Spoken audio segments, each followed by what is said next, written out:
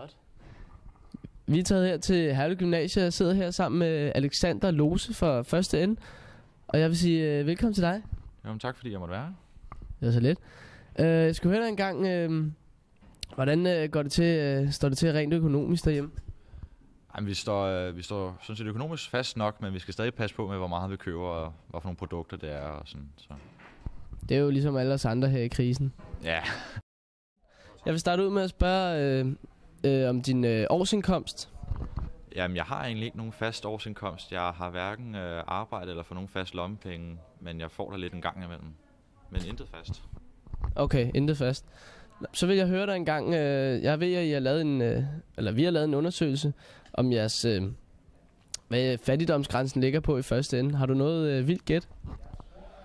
Nej, men altså nu er gennemsnitsalderen jo omkring 16-17 år, så de fleste har arbejde, så du kan godt være på omkring 6-7.000 måske.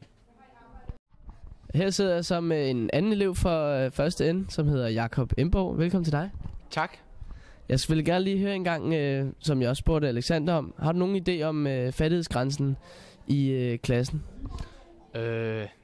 Nej, jeg tror, at de fleste får lommepenge, så de får vel omkring 500 kroner om måneden. 6.000.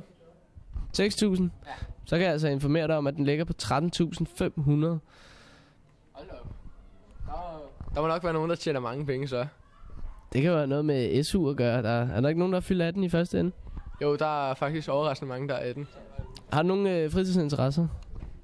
Så jeg har et fritidsjob i billedcenteret nogle gange, men det er kun noget, jeg passer en gang imellem. Det er ikke noget, jeg er fast bundet til. Og det får du løn for? Ja. Ved du, hvad din månedlige indkomst ligger på?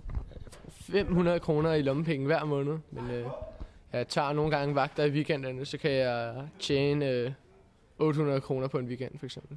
Og det var vagter i billedcenteret? Ja, det var vagter i billedcenteret for 73 kroner i timen. Hvor bor du henne af?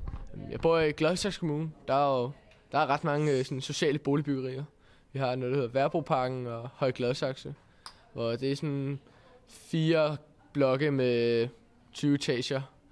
Der er rigtig mange mennesker, der bor der.